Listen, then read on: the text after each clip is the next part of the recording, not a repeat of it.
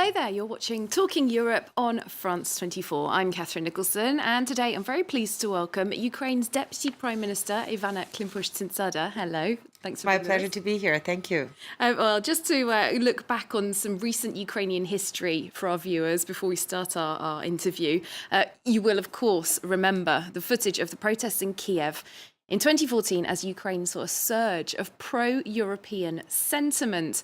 They called it the Euromaidan protests, and they began just about 4 years ago, in fact, in late 2013. Well, by February of 2014, they'd brought down the then president of Ukraine, the pro-Kremlin Viktor Yanukovych. That was far from the end of the story, however. Since then, Ukraine has continued to pursue closer ties with Europe. Russia has annexed Crimea.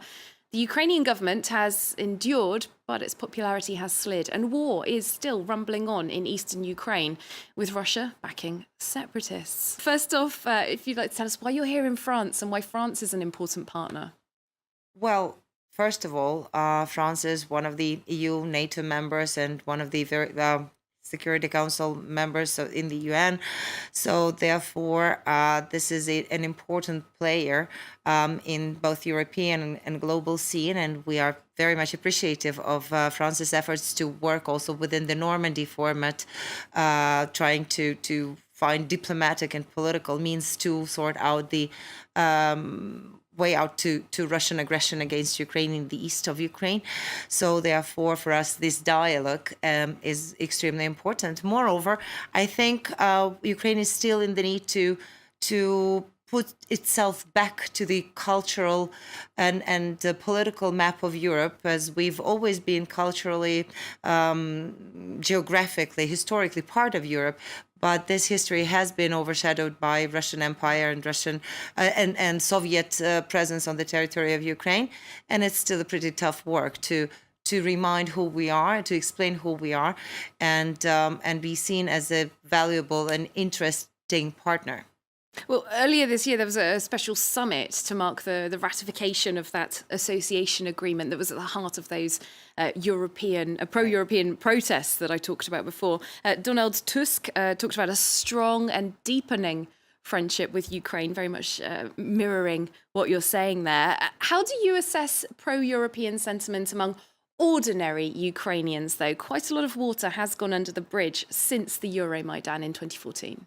You know, 2017 has become a pretty successful year for us in terms of European integration processes, because finally all the tough decisions and different tough reforms that we've been doing over this couple of years, given their result, when Europe finally took the decision of having a visa-free regime for Ukraine, for Ukrainians, and that finally the association agreement with the EU and deep and comprehensive free trade agreement has come into full force after circles of different difficulties that we have had over these years, which have actually started at Euromaidan when Yanukovych turned away the decision of signing the agreement, and that's why when people went out to streets to protest that decision of then authorities of Ukraine. At this point, someone might be surprised, but notwithstanding the harsh decisions that over these years we have had to take as governments of Ukraine, as parliament and president, people are increasing in numbers in support of Ukraine's joining the EU and joining NATO as well. So, and just recent poll speaks about another 4% or 3 to 4% raise in those numbers, and it gets closer to 60% of Ukrainians specifically talking for readiness to work in order to become EU members at some point. So therefore, the sentiment is still there, and it's a very, very sensitive, very emotional, and very serious story about Ukrainian society. So therefore, it's important that we continue on this path, but it's not only our homework that we are doing, but it's also the conscious decision of Europe to understand that this is part of Europe, and it's only a matter of time when it formally will be able to apply and become the member of the official club, so to say. Well, if we come back to that sort of tug of war culturally that you mentioned before, between the sort of the Russian side, the European side. People in eastern Ukraine are less pro-Western, less pro-European than people in the western side of the country, perhaps logically, geographically speaking. Is Kiev working to change those perceptions? There's also the issue of Russian media influence, fake news even. This problem is not with, I'll start from the last part of your question. The problem of Russian disinformation and propaganda machine and manipulation with facts is not exclusive for Ukrainian territory or even to Russia itself territory. It's unfortunately spreading all over Europe and basically around the globe. And we see all this particular cases of trying to manipulate with facts, particular cases of twisting the information that is available and presentation of fake news from Russian Federation. So that definitely is just part of the hybrid war that Russia has waged not only against Ukraine, but against Europe and the free world. With regard to the sentiment, the thing is that we are right now overcoming the results of some of the ideology and methodology that has been used over years, also by political advisors, even inside of Ukraine, during each election cycle, to divide Ukraine by east and west, to divide Ukraine on Russian-speaking or Ukrainian-speaking.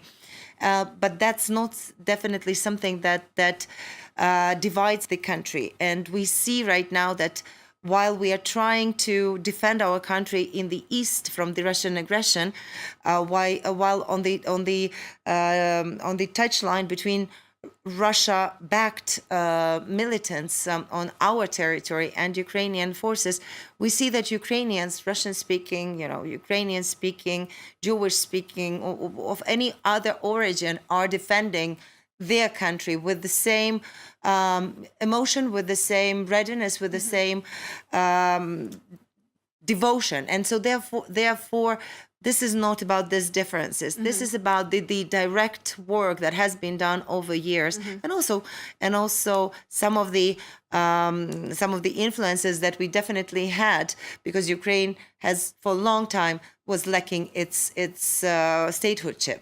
Well, it's true that there are many Russian speakers in Ukraine, and there do seem to be efforts to remove some of those elements of Russian influence or Russian culture from Ukraine that have been there organically for quite a long time. For example, it's just been announced that the Roman Catholic Christmas will be officially recognised, as well as the Orthodox Christmas. Right. Even further than that, though, as of 2020, Russian language teaching is being banned in public schools. Now, these are people in Ukraine who've spoken Russian for a long time. They're not necessarily against Ukraine or anti-European just because they speak Russian or they have more Russian culture. Is this going against European values of pluralism, perhaps? This is exactly some of the manipulation that gets over through Russian prism of propaganda and gets over here to Europe, because Ukraine is not banning Russian-speaking teaching. At 2020, Ukraine is increasing the number of hours that will be taught in Ukrainian and will be taught the Ukrainian language. And that concerns all these schools that have national minorities. And it will start this increasing amount of Ukrainian language in schools will start after 5th grade. And therefore, that will only allow all the citizens of Ukraine, of all national minorities, to have better chances to realize themselves in different spheres, starting from state public service, from being a state authority representative, or going and pursuing any career in business, for example. In order to be an accountant, you would have to have knowledge of the state language and to read the laws. So therefore, it's only for the benefit of every single citizen. So again, we see that there is a tiny part of the truth in the news, and then it gets, as a snowball, gets additional misleading twist. Okay, well, let's talk about something that's been very much at the top of the news agenda in Ukraine this week, a major area of reform as well, efforts to weed out corruption in Ukraine. In the last few days, a top official from the National Agency for Preventing Corruption has blown the whistle on what she says is mass-scale corruption at that very body where she works. Our correspondent Gulliver Cragg actually spoke to this whistleblower, Hannah Solomatina. Национальное агентство по вопросам предотвращения... The National Agency for the Prevention of Corruption is not the independent body it purports to be. Members of this body and directors of departments are controlled from the presidential administration via an intermediary. Он дает указания, какие проверки. He gives instructions as to whose asset declarations to check up on and how to present the results. Неугодны на сегодняшний And political день. opponents of the administration get negative results, whilst allies of the administration get their declarations certified, even when there are clear anomalies between their declared wealth and their lifestyles or incomes. День записано, что у них нет проблем с декларациями. That's Hannah Solomatina speaking to our correspondent Gulliver Cragg there. So some very serious allegations there. She has presented what she says is strong evidence of those claims. Is this going to be investigated? Well, first and foremost, it's important that National Anti-Corruption Bureau, that is the body that has to examine all the cases of corruption within the public service of state authorities, they have opened the case because of this allegation. And I am hoping that this new body, actually both of these bodies are totally new and totally brought up to life from the very basic of legislation creation just 3 years ago, so that they will be able, and their professionalism will allow them to clearly investigate the case and bring it back to the court. So therefore, we just have to wait and see how the investigation goes and what kind of conclusions they will come to. And I think it's also extremely important to understand that, 3 years ago, before the Revolution of Dignity, 3.5 years ago, it was not possible to even expect that some allegations of this type would come out. And therefore, I think this already speaks for a totally different cultural base that we are operating in. And besides creating new institutions that now have to deal with this allegation, we are also working on, and one of them will be the Anti-Corruption Court, the decision about creation of which has been taken, and right now the law is being worked on in order to have the legislation for this institution to be on. We have also made, from the governmental level, we have made sure that all the corruption schemes are also being closed through change of procedures by implementation of the new transparent procedures in different fields. There have been no high-level indictments of high-level officials. It seems clear to people like Hannah Solomatina that there certainly are people who could and should be indicted for these sorts of things. I really think that we have done a lot in terms of, building institutions, and the major part of it is the court system that needs, to put it mild, refreshment. And that's why I'm very happy that a year ago there were constitutional amendments passed by the parliament that have set the ground for the judicial reform.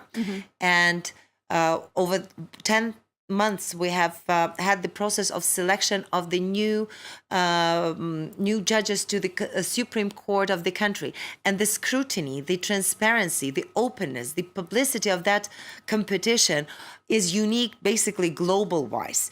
And I'm very happy that just last week President has appointed all these judges, new judges that have been selected through this very difficult procedure.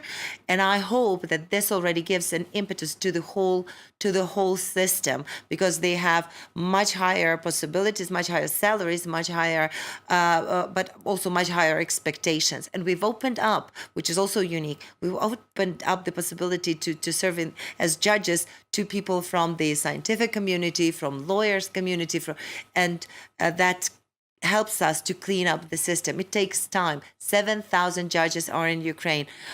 We cannot change all of them within one day. We've got very little time left, unfortunately, but I'd like to just touch on something that's been a huge topic of discussion all around the world, gender equality. Now, on the latest World Economic Forum rankings from last year, Ukraine actually ranks higher than several EU member states. But, for example, women only account for just about 10% of the government, of which you are Eight. a part. 8 in the government, but 8%. 12 in the parliament, and that's the first time we have such a number in the parliament, and we are moving along this. Well, what do you think it would take to get more women into positions of power and influence? For the first time, we have the Deputy Prime Minister, actually myself, being responsible for coordination of gender equality policies in Ukraine. So we are also appointing right now, these days, we are appointing a new governmental commissioner on equal opportunities, gender equality for men and women.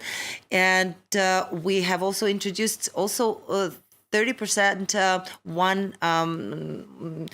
gender quotas already in the legislation that requires on local elections, and that already created a higher representation of women. We do have, among few countries, we do have national plan on resolution, UN resolution, Women, Peace and Security 1325.